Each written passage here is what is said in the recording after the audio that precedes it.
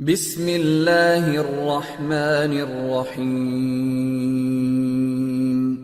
رب زدنی علما۔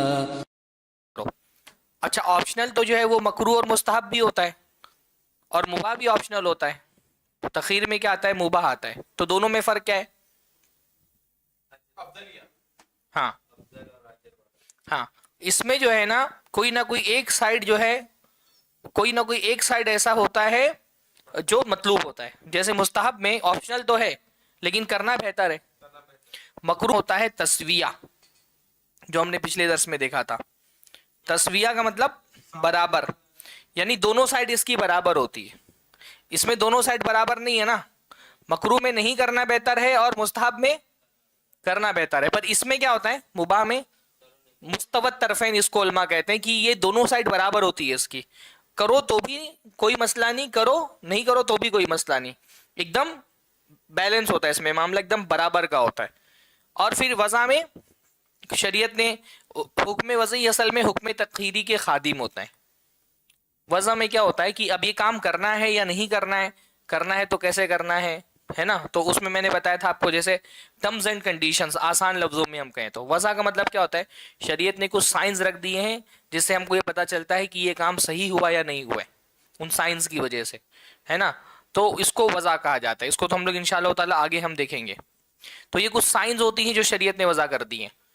اب اس حساب سے علماء نے دو کیٹیگری میں حکم کو بانٹ دیا ہے، ایک حکم وضعی اور ایک حکم تکلیفی. یہ کون سا ہے؟ حکم تکلیفی. تکلیفی میں کتنی چیزیں آ گئی؟ ایک واجب، دو مستحب، تین مکروہ، چار حرام، پانچ مباح. یہ کس میں آ گیا؟ حکم تکلیفی یا میں. اور جو وضع ہوتی ہے جیسے شرط ہے، سبب ہے، معنی ہے، صحیح ہے، فاسد ہے، یہ کس میں آ گیا؟ حکم وضعیہ میں. اب یہاں بس تھوڑا سا اختلاف یہ ہے کہ بھائی اس کو حکم تکلیفی کہنا تو سمجھ میں آتا ہے کیونکہ اس میں طلب ہے، اس میں بندے کو کسی چیز کا ذمہ دار بنایا گیا ہے نا. بعض علماء کہتے ہیں مباح کو حکم تکلیفی میں کیوں شامل کر رہے ہیں آپ بھائی؟ مباح میں تو کسی چیز کا ذمہ دار نہیں بنایا گیا ہوتا ہے نا. تکلیفی کا مطلب کیا ہوتا ہے کہ اس میں کچھ طلب ہے، کسی چیز کا آپ کو ذمہ دار بنایا گیا ہے. جیسے واجب میں کرنے کا ذمہ دار بنایا گیا ہے، مستحب میں بھی کرنے کا ذمہ دار بنایا گیا ہے، مکروہ میں چھوڑنے کا ذمہ دار بنایا گیا ہے، حرام میں چھوڑنے ایک ذمہ داری ڈالی گئی ہے، کچھ چیز طلب کی گئی ہے. اس لیے احکام تکلیفیہ کو احکام طلبیہ بھی کہا جاتا ہے. سب نہیں دونوں ہی، طلبیہ تکلیفیہ دونوں ایک ہی کو بولا جاتا ہے. تو بعض علماء یہ کہتے ہیں کہ بھائی اس میں مباح کو شامل نہیں کرنا چاہیے کیونکہ مباح میں تکلیف نہیں ہوتی. تکلیف یعنی کوئی ذمہ داری آپ کے اوپر نہیں ڈالی جاتی ہے نا. تکلیف میں ذمہ داری کے معنی پائے جاتے ہیں، ذمے آپ کے کوئی کام لگایا جاتا ہے. تو اس میں تو آپ کے ذمے کام لگایا ہی نہیں گیا. جیسے گھڑی پہننا ہے، چشمہ پہننا ہے، پنکھا چالو کرنا ہے، اے سی ہے، اے سی میں بیٹھنا، یہ سب کیا ہے؟ مباح ہے. مباح یعنی جائز. جائز کا مطلب اس کو کر لو گے تو ثواب بھی نہیں ملے گا، گناہ بھی نہیں ملے گا، نہیں کرو گے تو ثواب بھی نہیں ملے گا، گناہ بھی نہیں ملے گا. تو جن لوگوں نے مباح کو حکم تکلیفی میں شامل نہیں مانا ہے وہ احکام شرعی کی تین قسمیں کر دیتے ہیں. وہ کہتے ہیں ایک احکام تخیریہ الگ ہوتے ہیں، ہاں، اور اس میں وہ مباح کو شامل کرتے ہیں. تو ایسے لوگ کہتے ہیں کہ احکام تکلیفی صرف چار ہیں. لیکن دوسرے کچھ علماء کہتے ہیں کہ اتنا تکلف میں جانے کی ضرورت نہیں ہے، ہم نظر انداز کر دیتے ہیں اس فرق کو. اس کو کہتے ہیں من باب المسامحہ، یعنی مساہمہ، یعنی ٹھیک ہے یار نظر انداز کرو، اگنور، آسان کر دو. ہاں، من باب تکمیل القسمہ کی وہ مکمل ہو جائے تقسیم تو اس کو شامل کر لو. تو کچھ لوگوں نے تو یہ کہا ہے کہ مطلب چلو تجوزاً شامل کر لیتے ہیں اس کے اندر. ایک بات جو ہے نا وہ امام تیمیہ نے فرمائی ہے. امام تیمیہ فرمائی کہ مباح کو حکم تکلیفی میں اس لیے شامل کرتے ہیں کیونکہ مباح بھی جو ہے نا وہ مکلف ہی کا فعل ہوتا ہے. مکلف کے فعل ہی کو مباح کہا جائے گا. جو غیر مکلف ہے اس کے فعل کو مباح نہیں کہا جائے گا، اس کے فعل کو عفو کہا جائے گا. یہ امام تیمیہ نے کہا ہے. جیسے جیسے مطلب جیسے ہم کہیں کہ بھائی کیا گائے کے لیے چارہ کھانا جائز ہے؟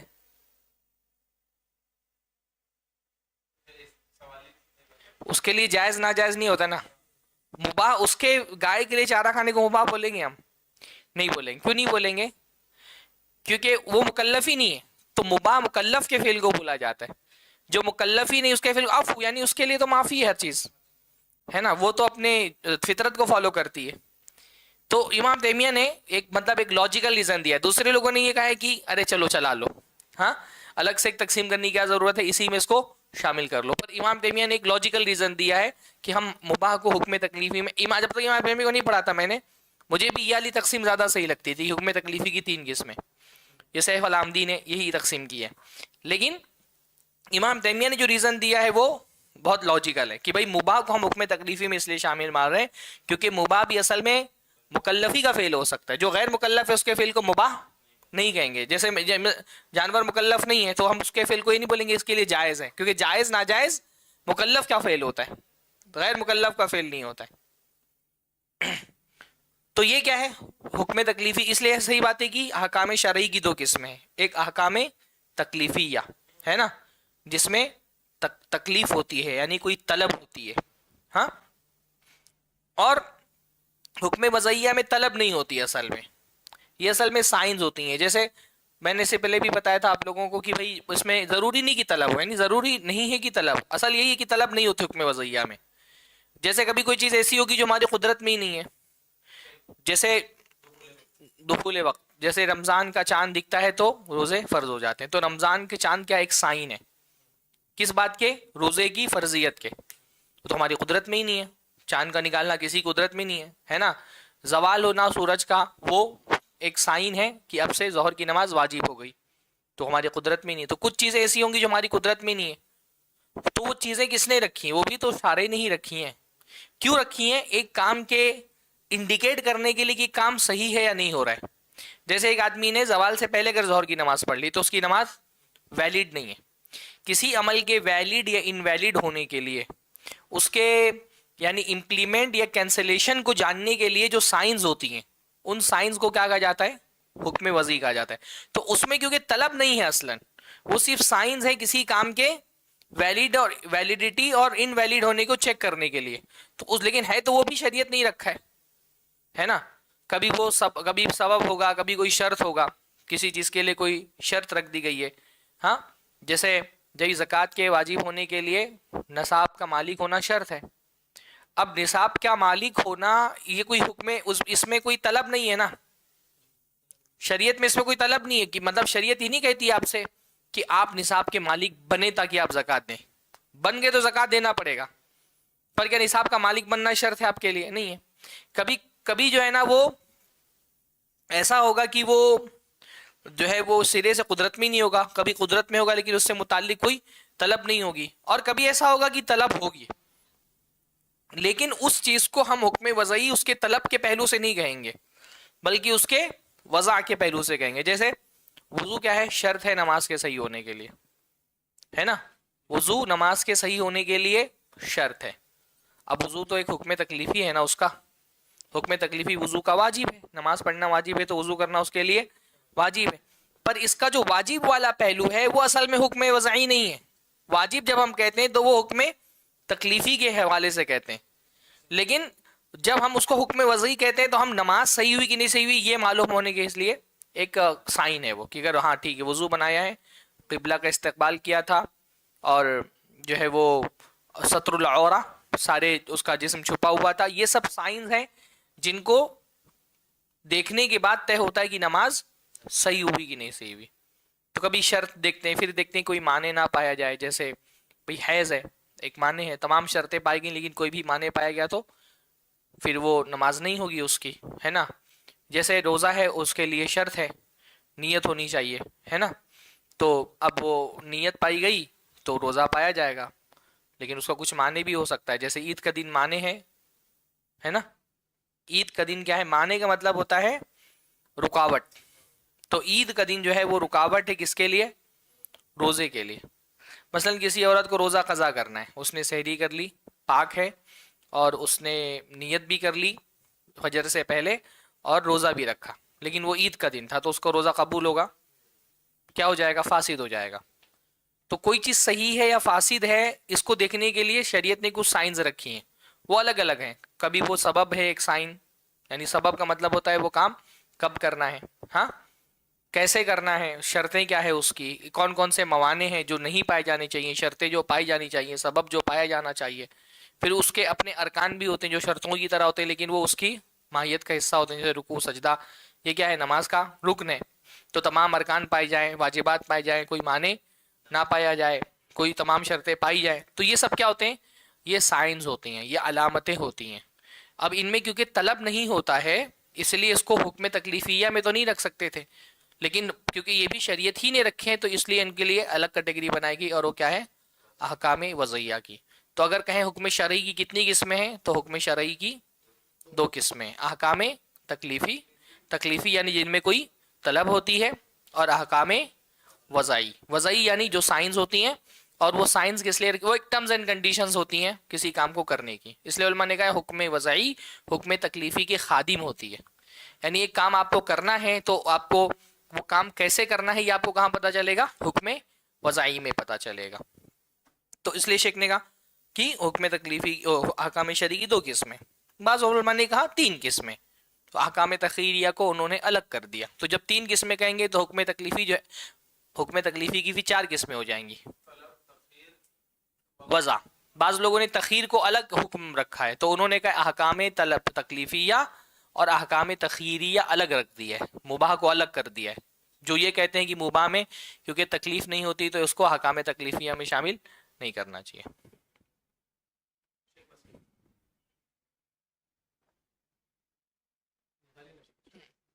کس کو سانس کی آواز بہت آ رہی ہے.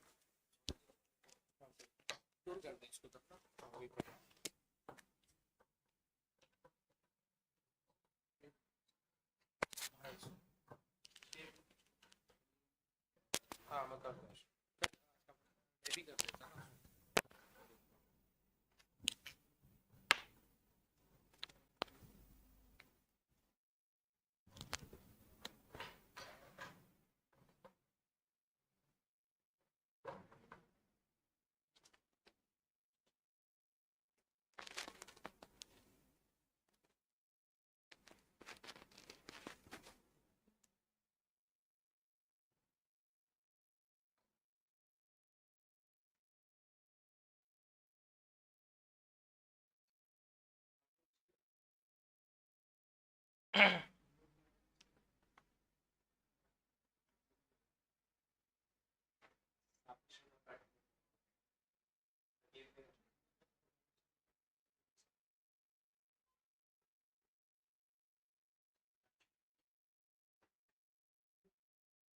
تو یہ ہم نے سمجھ لیا حکم شرعی کی قسمیں دو ہیں. بعض علماء نے کہا تین ہیں، جنہوں نے تین کہا انہوں نے کیوں کہا، جنہوں نے دو کہا انہوں نے کیوں کہا، یہ سمجھ میں آ گیا.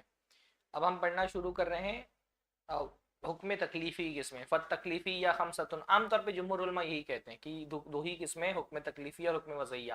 بلکہ بعض علماء تو کہتے ہیں وضعیہ حکم ہے ہی نہیں سرے سے، ہاں اس کو خطاب الوضع کہتے ہیں، وہ حکم ہی نہیں مانتے ہیں اس کو، وہ کہتے ہیں وہ حکم تھوڑی نہ ہے کوئی.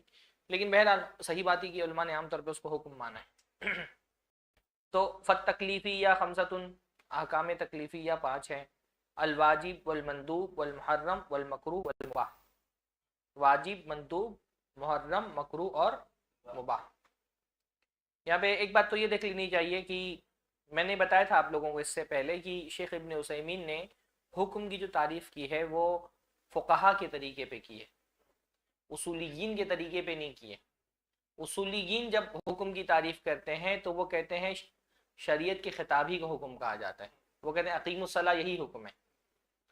اور جو فقہا ہیں وہ جب حکم کی تعریف کرتے ہیں تو وہ کہتے ہیں کہ شریعت کی خطاب کی جو مدلول ہے اس کا جو اثر ہے وہ حکم ہے. یعنی کہتے ہیں اقیم الصلاۃ حکم نہیں ہے، وہ کہتے ہیں اقیم الصلاۃ سے کیا پتہ چلا، نماز واجب، تو کہتے ہیں نماز واجب ہے یہ حکم ہے، اقیم الصلاۃ حکم نہیں ہے. خالی وہ ایک مطلب زبانی اختلاف ہے، اس اختلاف کا کوئی ثمرہ نہیں ہے، لیکن کیونکہ طریقہ الگ الگ ہوتا ہے اس لیے جب اصولیین کہتے ہیں نا احکام شرعی کی قسمیں تو وہ واجب نہیں بولتے، وہ ایجاب بولتے ہیں. وہ کہتے ہیں ایجاب، ندب، حرمت، کراہت، اباحت، وہ ایسے بولتے ہیں اصولیین. اصولی کتابوں میں آپ کو واجب، مندوب، مباح، محرم نہیں ملے گا. اصولیین کے یہاں کیا ملے گا، وجوب یا ایجاب اور استحباب یا ندب یا اور حرمت، کراہت، اباحت. پر شیخ اس کو بہت اہمیت نہیں دے رہے، اس تقسیم کو بہت اہمیت ہے، کیونکہ آگے حکم وضعی کی تعریف جہاں کی وہاں الصحت والفساد کہہ دیا ہے، حالانکہ وہاں بھی ان کو اس طریقے سے اگر کہہ رہے تھے تو صحیح اور فاسد کہنا چاہیے تھا۔ تو بہرحال یہ اصولیین اور فقہا کا اختلاف ہے، تو آپ چاہے واجب بول دیں چاہے ایجاب کہہ لیں۔ اس سے پہلے آپ کو بتا چکا ہوں نا، واجب ایجاب وجوب تینوں میں فرق ہوتا ہے۔ ایجاب جو ہے وہ کیا ہے بتا چکا ہوں، ایجاب جو ہے وہ شارع کا فعل ہوتا ہے، ایجاب وجوب اور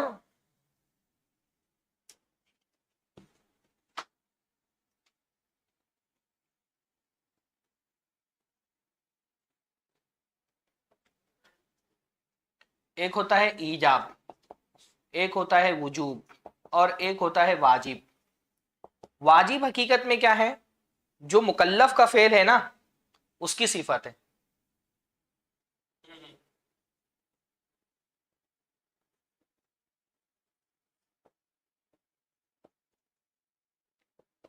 نماز واجب ہے تو نماز کیا ہے؟ مکلف کا فعل ہے نا۔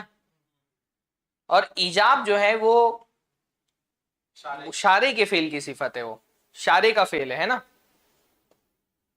ایجاب کا مطلب کیا ہوتا ہے؟ واجب کرنا۔ کون واجب کر رہا ہے؟ اللہ واجب کر رہا ہے نا۔ تو ایجاب شارع کا فعل ہے اور وجوب واجب جو ہے وہ مکلف کے فعل کی صفت ہے، اور وجوب جو ہے وہ اس کا اثر ہے، یعنی حکم کا اثر ہے وجوب۔ تو یہ تو مطلب ایسے ہی میں نے بتا دیا ضمناً، اس سے بہت زیادہ مسئلے پہ فرق نہیں پڑے گا، بس یہ کہ منہج کیا ہے، اصولیین کا منہج اس طرح سے ہے۔ تو آپ چاہے اس کو واجب کہہ لیں چاہے آپ اس کو ایجاب کہہ لیں، بات تو تقریبا وہی ہوتی ہے۔ والواجب لغتاً الساقط واللازم۔ اب ہم یہ جب بھی کوئی چیز کی تعریف دیکھیں گے تو ہم تعریف دو طرح سے دیکھتے ہیں نا، ایک ہم دیکھتے ہیں اس کی لغوی تعریف اور ایک دیکھتے ہیں اس کی اصطلاحی تعریف۔ لغوی تعریف یعنی لنگوسٹکلی اس کا کیا معنی ہوتا ہے، ڈکشنری میں اس کا کیا معنی ہوتا ہے، اور اصطلاحی یعنی ٹیکنیکلی جب ایک ٹرمینالوجی کے طور پہ اس کا استعمال ہوتا ہے تب اس کا کیا معنی ہوتا ہے۔ تو واجب کو جب ہم لغت میں دیکھتے ہیں، ہاں واجب جب ہم لغت میں دیکھتے ہیں تو اس کا مطلب کیا ہوتا ہے؟ الساقط واللازم۔ الساقط اللازم، الساقط یعنی گرنے والا، سقطہ کا مطلب کیا ہوتا ہے؟ گر جانا، ہاں، لیکن گرنے کے بعد ایک جگہ پہ پڑا رہے، ساقط اور لازم۔ لازم کو بھی واجب کہتے ہیں، اور ہر گرنے والی چیز کو واجب نہیں کہا جاتا ہے، بلکہ کوئی چیز گر کر کے ایک جگہ پر تھم جائے۔ قرآن مجید میں یہ لفظ استعمال ہوا ہے فَإِذَا وَجَبَتْ جُنُوبُهَا، قرآن کی ایک آیت ہے نا، جنوبہا، جب جانور جو ہیں وہ اپنے پہلوؤں کو گرا دیں، یعنی جب ان کو ذبح کیا جاتا ہے۔ یہ ہے آیت نمبر سورہ حج کی آیت نمبر 36۔ فَإِذَا وَجَبَتْ جُنُوبُهَا فَكُلُوا مِنْهَا وَأَطْعِمُوا الْقَانِعَ، تو یہ جب جانور جو ہیں ان کے پہلو زمین سے لگ جائیں اور گر جائیں، وہ وجبت جنوبها، جانور کو آپ ذبح کرتے ہیں نا، جیسے اونٹ کو ذبح کرتے ہیں تو کیا ہوتا ہے؟ وہ اپنے پہلو اس کے زمین سے گر جاتے، زمین پر لگ جاتے ہیں۔ تو واجب میں ساقط کے معنی پائے جاتے ہیں، اسی طرح واجب میں لازم کے معنی بھی پائے جاتے ہیں۔ لازم تو آپ کے سمجھ میں آتا ہے نا، کمپلسری۔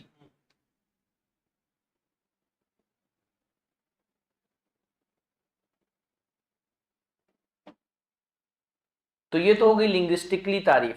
وَإِصْطِلَاحًا مَا أَمَرَ بِهِ الشَّارِعُ عَلَى وَجْهِ الْإِلْزَامِ كَالصَّلَوَاتِ الْخَمْسِ، اور اصطلاح میں واجب کس کو کہتے ہیں؟ ما امر به الشارع، شریعت نے شارع نے جس کا حکم دیا ہو، علی وجہ الالزام، لازمی طور پہ۔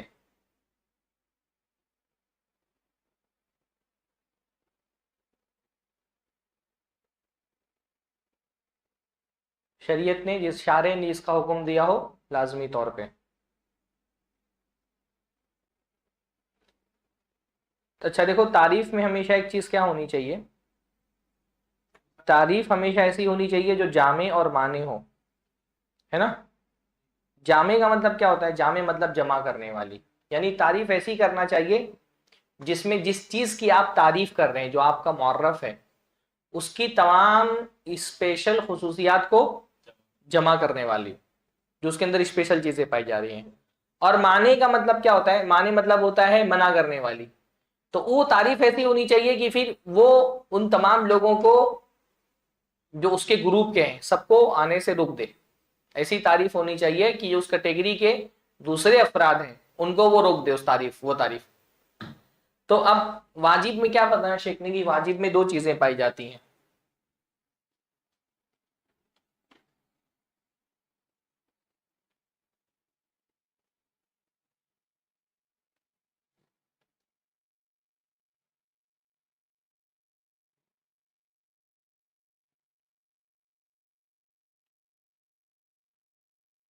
واجب میں کیا پایا جاتا ہے؟ دو چیزیں پائی جاتی ہیں. پہلا امر پایا جاتا ہے اور دوسرا الزام پایا جاتا ہے نا.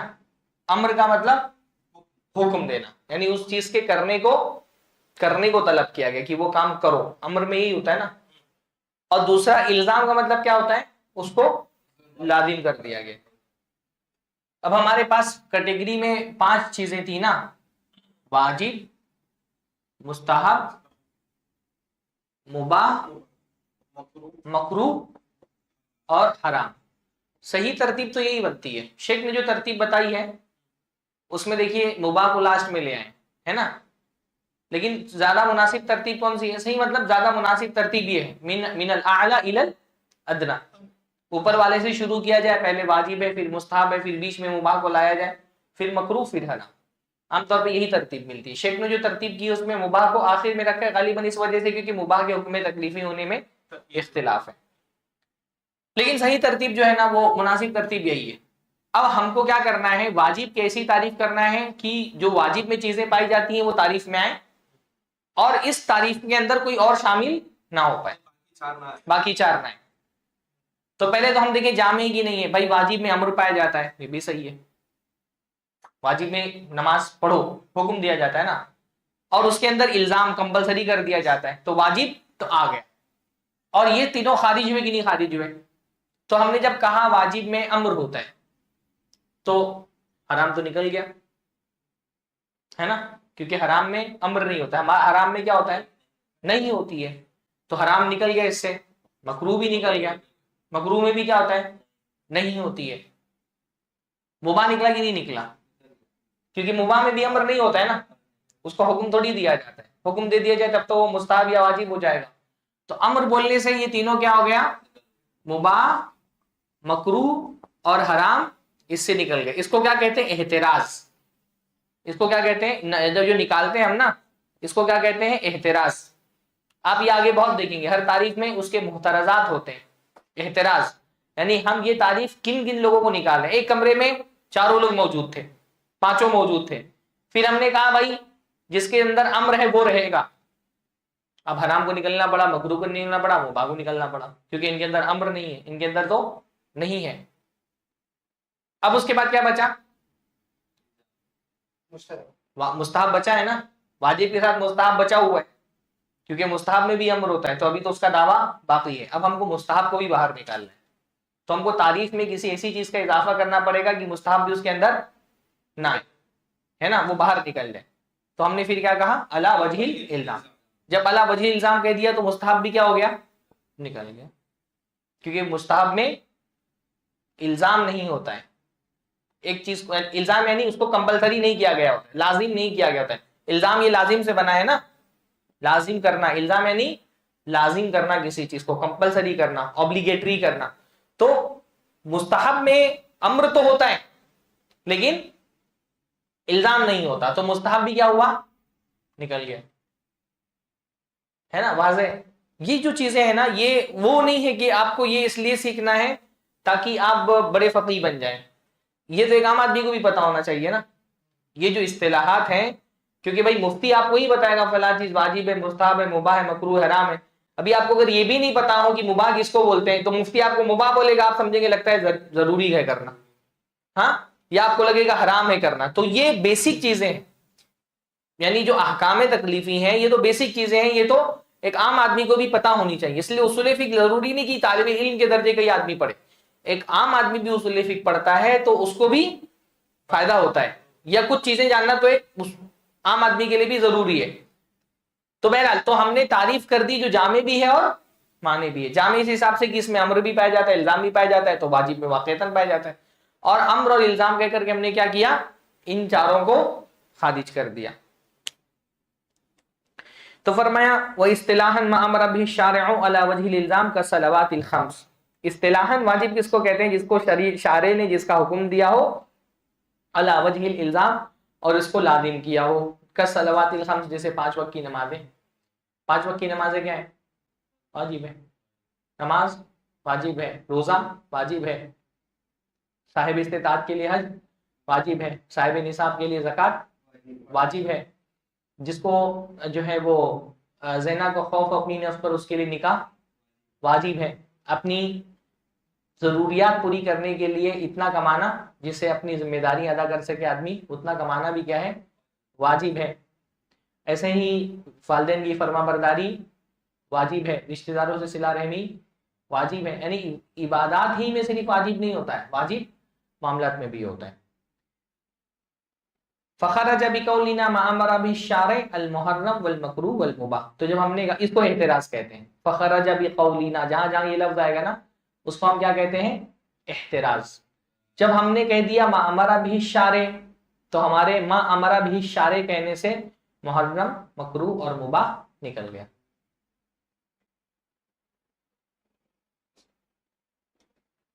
کیا ہوا؟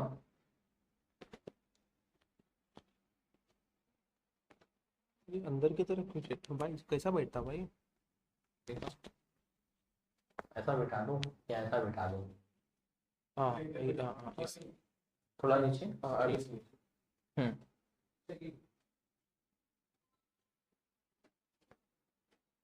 پانی رکھیے گا نا ایک بوتل یہاں پہ۔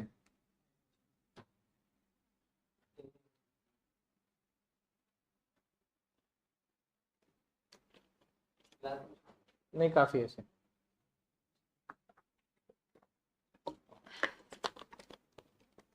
الحمدللہ۔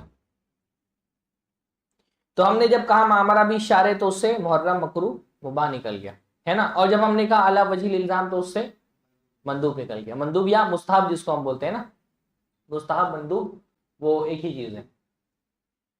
والواجب یصاب فاعلہ امتثالا ویستحق العقاب تارکہ، اور واجب کے کرنے والے کو ثواب ملتا۔ اب یہ بھی حکم بتا رہے ہیں اس کا۔ پہلے ہم نے کیا کہا؟ واجب کی لغوی تعریف، پھر واجب کی اصطلاحی تعریف، پھر واجب کا احتراز۔ اب چوتھا کیا ہے؟ واجب کا حکم کیا ہے، واجب کا اثر کیا ہوتا ہے۔ تو واجب کے اثر میں بھی 2 چیزیں بتائی شیخ نے۔ ہاں وہ احتراز کے بعد ہے نا، یصاب فاعلہ امتثالا۔ اب واجب کا حکم کیا ہے؟ واجب کے کرنے والے کو شیخ نے فرمایا پہلی چیز کیا بتائی؟ واجب کا 2 اثر ہوتا ہے۔ پہلی بات، ایک ہوگا اس کا کرنے والا، اور دوسرا کون ہوگا؟ اس کا تارکہ، اس کا چھوڑنے والا، ہے نا۔ ایک شخص کون سا ہوگا؟ جس نے واجب کیا، اور ایک جس نے واجب چھوڑ دیا۔ شیخ واجب کے کرنے والے کے بارے میں کیا فرما رہے ہیں؟ یصاب، اس کو ثواب دیا جائے گا۔ اور اس کے چھوڑنے والے کے بارے میں کیا فرما رہے ہیں؟ یستحق العقاب، وہ عقاب یعنی سزا کا مستحق ہو جائے گا۔ پہلے تو یہ سمجھیں کہ فاعلہ میں یصاب کیوں کہا اور تارکہ میں یستحق العقاب کیوں کہا؟ جیسے یہاں پر یصاب کہا ویسے یہاں پر یعاقب بھی تو کہہ سکتے تھے۔ ہاں، یصاب کی ضد کیا آتی ہے؟ یعاقب، اس کو سزا دی جائے گی۔ جیسے یہاں پر اس کو ثواب دیا جائے گا، تو چھوڑنے والے کو یہ کہنا چاہیے تھا نا کہ سزا دی جائے گی۔ تو بجائے یعاقب کہنے کے یستحق العقاب کیوں کہہ رہے ہیں شیخ؟ اللہ کی، ہاں، کیونکہ ثواب کا ملنا تو کنفرم ہے، ثواب کا ملنا کنفرم ہے، عذاب کا ملنا کنفرم نہیں ہے نا۔ ہو سکتا ہے وہ توبہ کر لے، یا اللہ رب العالمین اپنی رحمت سے اس کو بغیر توبہ کے معاف کر دے، یا کوئی نیکی کر لے تو اس سے اس کا گناہ جھڑ جائے۔ تو عقاب ملنا کنفرم نہیں ہے، تو اس کو کیا کریں گے؟ یعاقب، یعاقب نہیں کہا، اس لیے یستحق العقاب کا، کہ وہ عذاب کا مستحق ہو گیا ہے نا، عذاب کا مستحق ہو گیا ہے۔ عذاب ملے گا کہ نہیں ملے گا، یہ تو اللہ رب العالمین کی مشیت پہ ڈیپینڈ کرتا ہے۔ پہلی چیز ہو گئی ہے۔ دوسری چیز، یہاں عقاب سے مراد ہے اخروی عقاب، یعنی قیامت کے دن سزا نہیں ملے گی. باقی واجب کو چھوڑنے والے کو دنیا میں تو اس کا نقصان تو ہوگا. بھائی کیا نقصان ہوگا؟ پہلی بات اس کا ایمان کا کم ہو جائے گا، نقص ایمان ہے نا. جو بھی واجب چھوڑے گا اس کا کیا ہوگا؟ ایمان کم ہوگا نا، کیونکہ واجب سے ایمان، عمل سے ایمان بڑھتا ہے، گناہ سے ایمان گھٹتا ہے. تو پہلا نقصان تو اس کا ہی ہوگا. دوسرا یہ کہ وہ ثواب سے محروم تو ہو ہی گیا، ہاں ثواب سے محروم ہو ہی جائے گا. پھر جو فضائل ہیں نیکی کے، ثواب کرنے کے، واجب کام کرنے کے، اللہ کے نبی نے فرمایا کہ اللہ تعالیٰ فرماتا ہے سب سے بہترین چیز جس سے بندہ میرے قریب ہوتا ہے وہ کیا ہے؟ واجب، فرائض ہے. تو اس کے فضائل سے بھی محروم ہوگا وہ. تو ایمان ناقص رہ گیا، ثواب سے محروم ہوا، اور اس کے فضائل سے بھی محروم ہوا. یہ ساری دنیا میں جو نقصانات ہیں وہ تو اس کے ہوں گے. تو شیخ جو فرما رہے یستحق العقاب، یہاں یستحق العقاب سے مراد کیا ہے؟ اخروی ہے نا.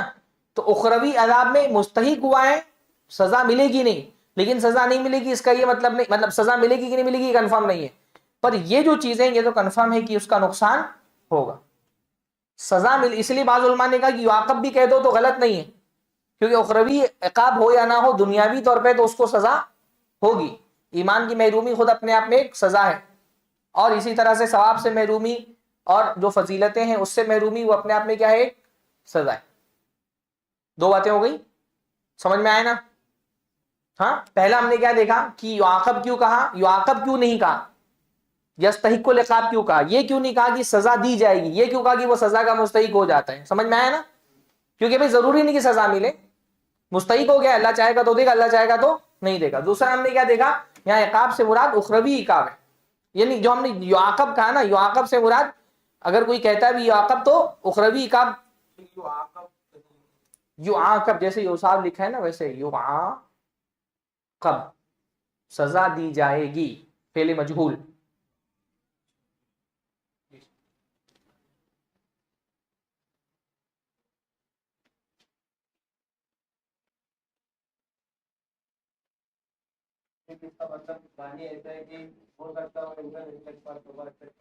تو نہیں سزا ملے گی. ہاں اگر یعاقب بول دیتے تب تو کنفرم کر رہے ہیں نا ہم کہ سزا ملے گی، تو کنفرم تو ہم نہیں کر سکتے کیونکہ ہو سکتا ہے نہ ملے. اس لیے یستحق العقاب کہہ دیا کہ وہ سزا کا مستحق ہو گیا ہے. اب اللہ تعالیٰ کی مرضی، اللہ چاہے تو دے یا چاہے تو نہ دے. لیکن ان دونوں کی کچھ شرطیں، دنیاوی تو ملے گی، مطلب اسی لیے جو علماء نے یعاقب کہتے ہیں نا، انہوں نے یستحق العقاب کی جگہ بہت ساری جگہوں پر آپ یعاقب دیکھیں گے، تو جو علماء نے یعاقب کہا ہے انہوں نے کہا ٹھیک ہے، ہو سکتا ہے اللہ آخرت میں اس کو سزا نہ دے، پر دنیاوی سزا تو اس کو مل ہی جا رہی ہے نا. اچھا اب یہ جو ہے نا اس کی بھی کچھ شرطیں ہیں. ہر فاعل کو، ہر نیکی کا کام کرنے والے کو ثواب نہیں ملتا ہے. اس کے لیے کیا شرط لگا دی شیخ نے؟ امتثالاً. اس کو ثواب کب ملے گا؟ جب اس نے امتثالاً وہ کام کیا ہو. امتثال یعنی، امتثال کا مطلب ہوتا ہے اطاعت اور عبادت کی نیت سے کیا. بھائی ہر نیکی کا کام کرنے والے کو سزا نہیں ملتی ہے، ہر نیکی کا کام کرنے، ہر واجب کام کرنے والے کو ثواب نہیں ملتا ہے. ثواب ملنے کے لیے کچھ شرطیں ہیں.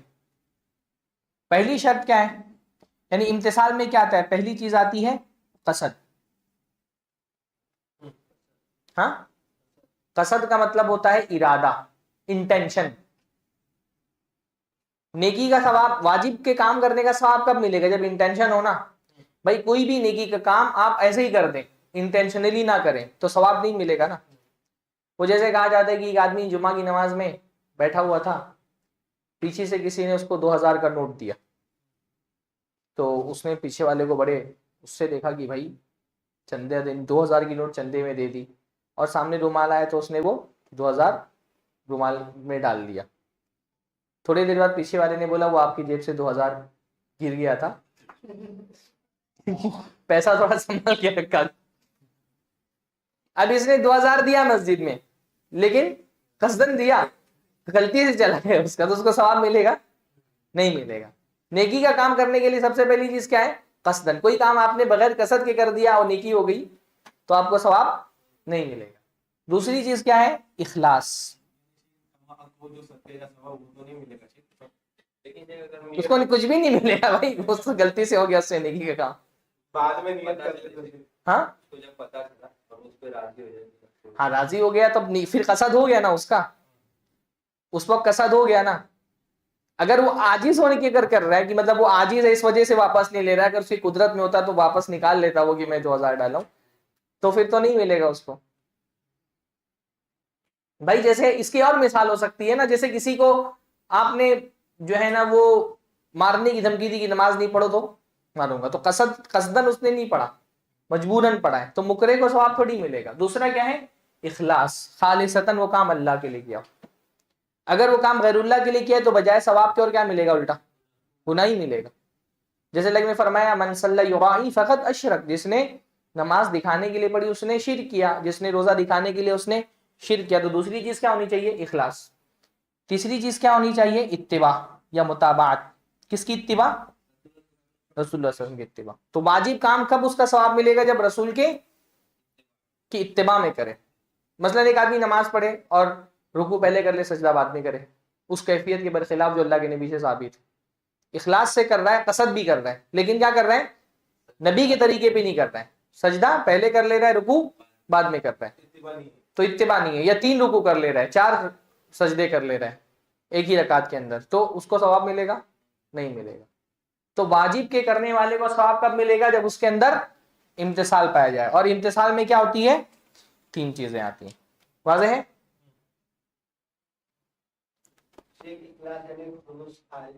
ہاں اخلاص یعنی خالص اللہ کے لیے کرے. ہاں اگر وہ غیر اللہ کے لیے کرے گا تو الٹا اور گناہ مل جائے گا.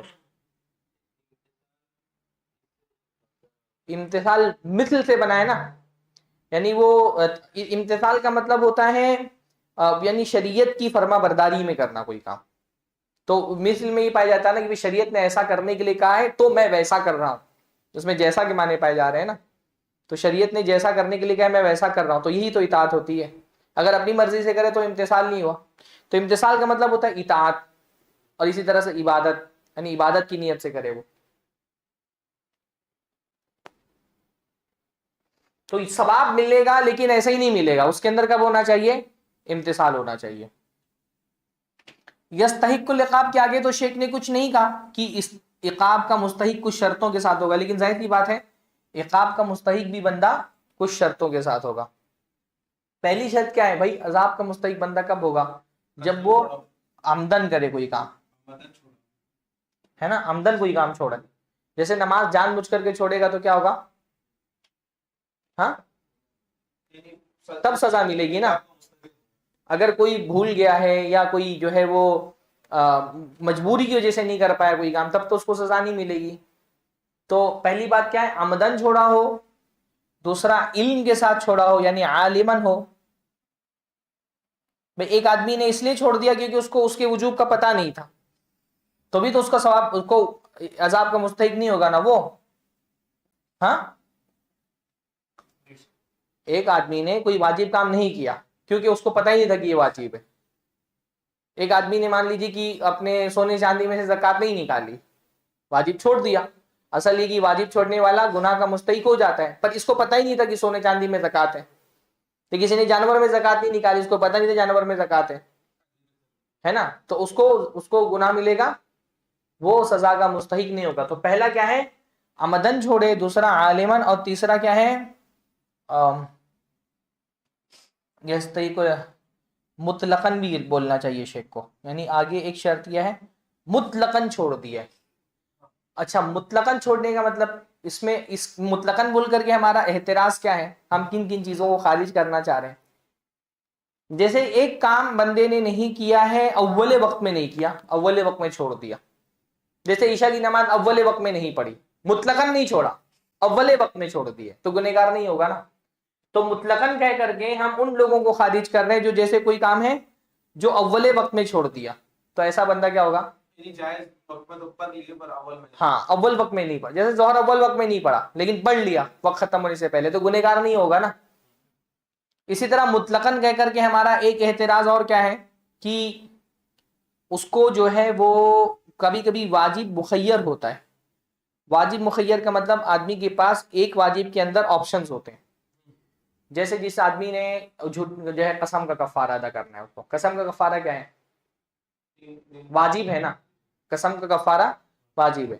تو اب لیکن اس کے پاس اختیار ہے، یا تو غلام آزاد کرے، ہاں، یا پھر 10 مسکینوں کو کھانا کھلائے یا ان کو کپڑے پہنائے، اور یہ نہیں کر سکتا ہے تو 10 دن کا روزہ رکھے۔ اب ایک آدمی نے غلام آزاد کرنا بھی واجب ہی تھا نا، پر یہ واجب کون سا واجب تھا؟ واجب مخیر تھا، تو اس نے غلام آزاد نہیں کیا، لیکن کیا کیا؟ اس کے پاس دوسرا آپشن تھا، اس نے 10 مسکینوں کو کپڑے پہنا دیے، تو بھی تو گنہگار نہیں ہوگا، حالانکہ اس نے واجب چھوڑا ہے۔ پر وہ کون سا واجب چھوڑا ہے؟ واجب مخیر چھوڑا ہے، اس لیے مطلقاً کہہ کر کے ہم اس کو بھی یہ ہم نے بتایا نا احتراز، تعریف میں ہم ایسی چیز لانا چاہتے ہیں کہ دوسری چیزیں اس سے خارج ہو جائیں، تو مطلقاً کہہ کر کے ہم اس کو خارج کر رہے ہیں جو واجب مخیر کو چھوڑ رہے ہیں۔ یا مان لیجیے اس نے کپڑے نہیں پہنائے، اس نے کھانا کھلا دیا 10 مسکینوں کو، تو بھی تو گنہگار نہیں ہوگا۔ یا مان لیجیے اس کی استطاعت ہی نہیں تھی، اس وجہ سے اس نے چھوڑ دیا ہے، تو وہ 3 دن کا روزہ رکھ رہا ہے۔ اسی طرح سے اس احتراز میں ایک چیز اور آئے گی، مطلقاً کہہ کر کے ہم فرض کفایہ اس کو بھی خارج کر رہے ہیں۔ کبھی کبھی آدمی فرض کفایہ چھوڑ دیتا ہے، فرض کفایہ بھی تو اصلاً فرض ہی ہوتا ہے۔ فرض کفایہ سمجھتے ہیں نا؟ فرض کفایہ کس کو کہتے ہیں؟ ہاں، فرض کفایہ کی فقہی تعریف یہ ہوتی ہے کہ جو واجب سب پر ہوتا ہے، فرض کفایہ بھی واجب سب پر ہوتا ہے، لیکن کچھ لوگوں کے ادا کرنے سے دوسرے لوگوں کے لیے کافی ہو جاتا ہے، اور کوئی نہیں کرے گا تو سارے گنہگار اسی لیے ہوں گے نا کہ ان پر واجب تھا۔ ہم یہ کیوں کہہ رہے ہیں کہ فرض کفایہ سب پر واجب ہوتا ہے؟ کیونکہ پھر گنہگار آپ کیسے بولیں گے اس کو جو چیز اس پہ واجب ہی نہیں تھی؟ تو فرض کفایہ واجب سب پر ہوتا ہے، لیکن کچھ لوگوں کے کرنے سے دوسرے لوگوں پر سے اس کا ذمہ داری ختم ہو جاتی ہے۔ جیسے کسی ایک محلے میں، ایک علاقے میں ایک مسلمان کا انتقال ہو گیا، اب اس کو غسل دینا، شرعی طریقے سے کفن پہنانا، جنازے کی نماز پڑھنا، مسلمان قبرستان میں دفن کرنا، یہ پورے مسلمانوں پر اس علاقے کے واجب ہے، واجب سب پر ہو گیا۔ پر کچھ لوگوں نے اگر کر دیا تو دوسرے گنہگار نہیں ہوں گے، اور اگر کسی نے بھی نہیں کیا تو سارے گنہگار ہوں گے۔ اب مان لیجیے ایک آدمی ہے، وہ جنازے میں جا رہا ہے، کسی غسل دینے کے لیے اور تکفین کے لیے جا رہا ہے، اس کی والدہ کا فون آ گیا، اس نے کسی ضرورت کے تحت بلا لیا، اب اس نے والدہ کے بلانے کی وجہ سے وہ فرض چھوڑ دیا، پر اس نے فرض چھوڑا ہے، پر وہ گنہگار ہوگا؟ نہیں ہوگا، کیونکہ دوسرے لوگوں نے وہ کر لیا ہے نا۔ اس لیے مطلق اگر ہم یہ بول دیتے نا کہ تارک کو یستحق العقاب، تو یہ سارے لوگ شامل ہو جاتے اس میں۔ ہاں، اس لیے ہم نے احترازات رکھ دیے کہ بھائی یستحق العقاب تارکہ عامدن عالما مطلقا۔ اب شیخ نے کیونکہ مختصر رکھی ہے کتاب نا، تو مختصر کتاب میں بعض مرتبہ اتنی ڈیٹیل نہیں آتی ہے، لیکن آپ اور غور سے سوچیں گے تو یہ ساری تفصیلات بھی آگے آنی۔ جیسے شیخ نے یہاں پہ امتثالاً کہا ہے، ویسے ہی یہاں پر بھی عامدن عالماً مطلقاً کہنا چاہیے تھا، تاکہ یہ سارے لوگوں کو بھی خارج کر دیا جائے، کیونکہ یہ سارے لوگوں بھی عقاب کے مستحق نہیں ہوتے۔ جس نے اول وقت میں چھوڑ دیا، آخری وقت میں کر لیا، وہ عقاب کا مستحق نہیں ہوگا۔ جس نے واجب مخیر کو چھوڑ دیا، وہ عقاب کا مستحق نہیں ہوگا۔ مخیر سمجھ رہے ہیں نا، آپشنل، جہاں پہ 1 2 3 چیزوں کا آپشن تھا اس کے پاس۔ یا جس نے واجب مخیر نہیں، جہاں ایک سے زیادہ آپشن ہو کرنے کے لیے آپ کے پاس ہے تو واجب ہو، لیکن وہ واجب ان 3 چیزوں کے بیچ میں ہے، پھر گنہگار تو نہیں ہوگا نا، وہ گنہگار نہیں ہوگا نا۔ اگر مان لو کہ اس میں سے کچھ بیسٹ بھی ہے تو بھی اگر اس نے چھوڑ دیا تو گنہگار تو نہیں ہوگا وہ۔ اور یہ جو ہے غلام والا، اس میں تو شریعت نے یہ رکھا ہے کہ ان تینوں میں سے کوئی بھی کر سکتے ہیں، یعنی غلام آزاد کرنا اور کپڑے پہنانا اور کھانا کھلانا، نہیں روزہ نہیں، روزہ اس صورت میں ہے جب آپ یہ 3 نہ کر سکیں، پر ان تینوں میں شریعت نے آپشن رکھا ہے برابر کا، تینوں میں سے کچھ بھی کر سکتے ہیں، یہ آپشنل ہے تینوں کے۔ جن تینوں کو نہ کر پاؤ تب یہ ہے کہ 3 دن کا روزہ رکھو۔ اگر ان تینوں میں سے کوئی کام کر سکتے ہو تو 3 دن کا روزہ نہیں ہے۔ پھر بات سمجھ میں آئی؟ حج کے جو دم وغیرہ بال وغیرہ کاٹنے اس میں تو ایسا نہیں ہے، یہ نہیں ہو تو یہ نہیں ہو تو یہ۔ ہاں، جیسے زہارہ کی جو زہارہ کا کفارہ ہے، اس میں بھی یہی ہے کہ یہ نہ کر پاؤ تو یہ کرو، یہ نہ کرو، وہ واجب مخیر نہیں ہے، وہاں پہ قدرت کی بات ہے، وہ اس میں آ جائے گا آمدن، اس میں آمدن میں، ہاں کہ ایک آدمی کے اندر طاقت ہی نہیں تھی اس وجہ سے وہ یہ نہیں کر پایا، یہ جو ہے اس میں کی اس میں آپشن ہے اس کے پاس یہ کرنے میں، تو اس نے ایک واجب چھوڑا ہے، پر اس واجب کو چھوڑنے کے باوجود بھی وہ گنہگار کیوں نہیں ہوا؟ کیونکہ اس نے مطلقاً نہیں چھوڑا ہے، بلکہ اس کو چھوڑ کر کے دوسرا جو اس کے پاس آپشن تھا وہ اس نے چوز کر لیا۔ آئی بات سمجھ میں نا؟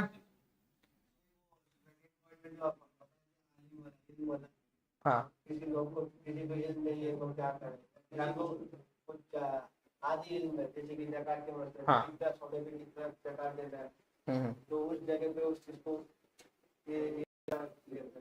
جیسے ہم یہاں پہ عالماً ہم نے کیوں لکھا، ہم یہ کہہ رہے ہیں کہ جو واجب کو چھوڑے گا وہ عذاب کا مستحق ہو جائے گا، سزا کا مستحق ہو جاتا ہے، اس میں ہم کہہ رہے ہیں کہ کب سزا کا مستحق ہوگا؟ جب وہ جان بوجھ کر کے چھوڑ دے اور اس کے پاس علم ہو کہ یہ چیز حرام ہے پھر بھی چھوڑ رہا ہے۔ اگر کسی کے پاس علم نہیں ہے اس وجہ سے وہ واجب چھوڑ رہا ہے تو وہ اللہ کا گنہگار نہیں ہوگا نا۔ ایک بندہ مان لیجیے نیا اسلام قبول کیا ہے، اب وہ کوئی واجب پہ عمل نہیں کر رہا کیونکہ اس کے پاس علم نہیں ہے تو وہ گنہگار نہیں ہوگا۔ بعض صورتیں ایسا بھی ہو سکتا ہے گنہگار ہو، جیسے علم اس وجہ سے نہیں کیونکہ اس نے کوتاہی کی ہے، تب گنہگار بھی ہو سکتا ہے۔ بھئی ایک بندہ مسلمان ہے اور وہ علم ہی نہیں حاصل کر رہا، علماء بیٹھ ہی نہیں رہا ہے، دین کا علم ہی نہیں حاصل کر رہا، تو اس کو پتہ نہیں کہ اس کے اوپر کیا واجب ہے، اس وجہ سے وہ چھوڑ رہے ہیں، نہیں وہ ایک بس پھر الگ ایک بحث چلی جائے گی کہ بھئی ہر جہالت جو ہے وہ شریعت میں عذر نہیں ہوتی ہے، جہالت کبھی شریعت میں عذر ہوتی ہے کبھی نہیں ہوتی ہے، لیکن عمومی قاعدہ تو یہی ہے کہ جو آدمی جہالت کی وجہ سے کوئی واجب چھوڑ دے وہ گنہگار نہیں ہوتا۔ تو بات سمجھ میں آئی نا؟ ہاں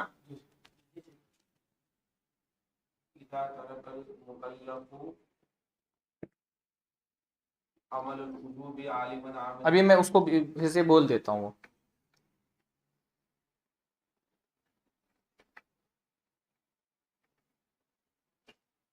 ابھی دیکھو یہ جو فاعلہ تاریخوں میں کہنا یصاب فاعلہ امتثالا، اس میں مستحب آ گیا نا، صرف یصاب فاعلہ میں تو مستحب بھی آ گیا نا، ہے نا؟ تو اب لیکن جب یستحق العقاب تارکہ کہہ دیا تو کیا ہوا؟ مستحب بھی اس سے خارج ہو گیا۔ بعض جگہوں پر آپ دیکھیں گے کہ واجب کی تعریف وہ نہیں کی جاتی بلکہ یہی کی جاتی ہے، یعنی یہ اس کو کہتے ہیں کہ اس کی اثر کی بنیاد پر اس کی تعریف کرنا، ایک ہوتا ہے اس کے اصل کی بنیاد پر اس کی تعریف کرنا، اور ایک ہوتا ہے اس کے اثر کی بنیاد پر اس کی تعریف کرنا کہ اس کا اثر کیا ہوتا ہے۔ تو بعض جگہوں پر آپ واجب کی تعریف اس طرح سے پڑھیں گے کہ واجب کیا ہے؟ جس کے کرنے والے کو ثواب اور چھوڑنے والے کو گناہ ملے، یہ بھی تعریف کی گئی ہے۔ تو اگر یہ بھی تعریف کر دیں تو غلط نہیں ہے، کیونکہ اس میں دیکھیں آپ نے جب کرنے والے کو ثواب ملے گا تو اب اس میں کیا ہوا؟ مکروہ اور مستحب، مکروہ اور حرام اور مباح خارج ہو گیا اس سے، ہے نا؟ کیونکہ مکروہ کے کرنے والے کو ثواب نہیں ملتا، حرام کرنے والے کو ثواب نہیں ملتا، مباح کرنے کو ثواب نہیں ملتا، لیکن مستحب خارج نہیں ہوا، تو مستحب کو خارج کرنے کے لیے کیا کہا؟ یستحق العقاب تارکہ، تارکہ یستحق العقاب، اب اس میں مستحب بھی کیا ہو گیا؟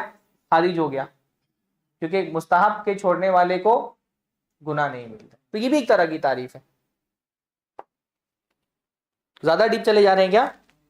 بولے تو اوپر سے لے لوں۔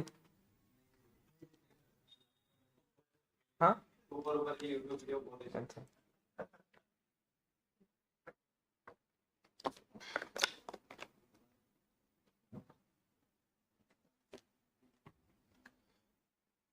تو اب جب شیخ نے کہا نا والواجب یصاب فاعلہ امتثالا تو ٹھیک ہے،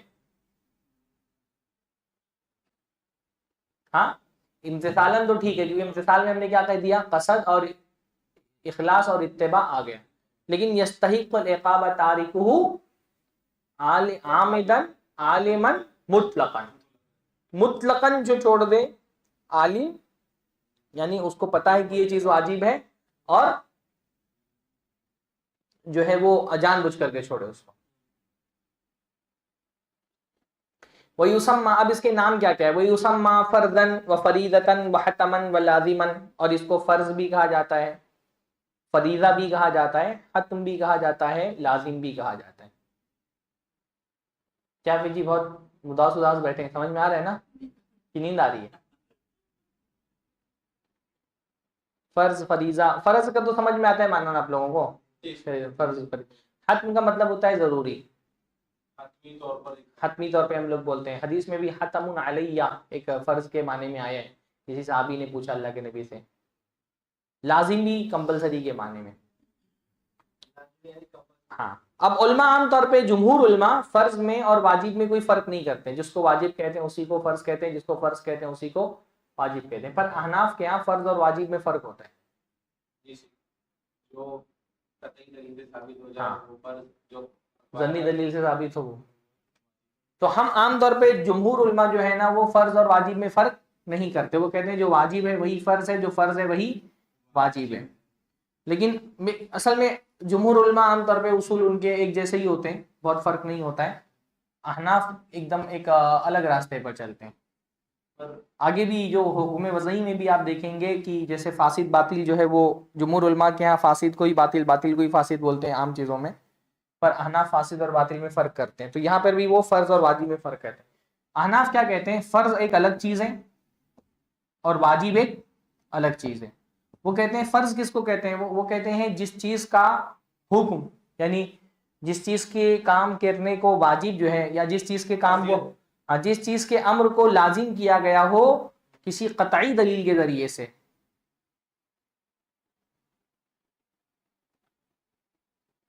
وہ کیا ہے, فرض ہے. اور واجب جس کا حکم ظنی دلیل سے ثابت ہو. جس چیز کا حکم قطعی دلیل سے ثابت ہو وہ کیا ہے, فرض ہے. اور جس چیز کا حکم ظنی دلیل ثابت ہو وہ قطعی. کس کو کہتے ہیں, قطعی کہتے ہیں یقینی کو.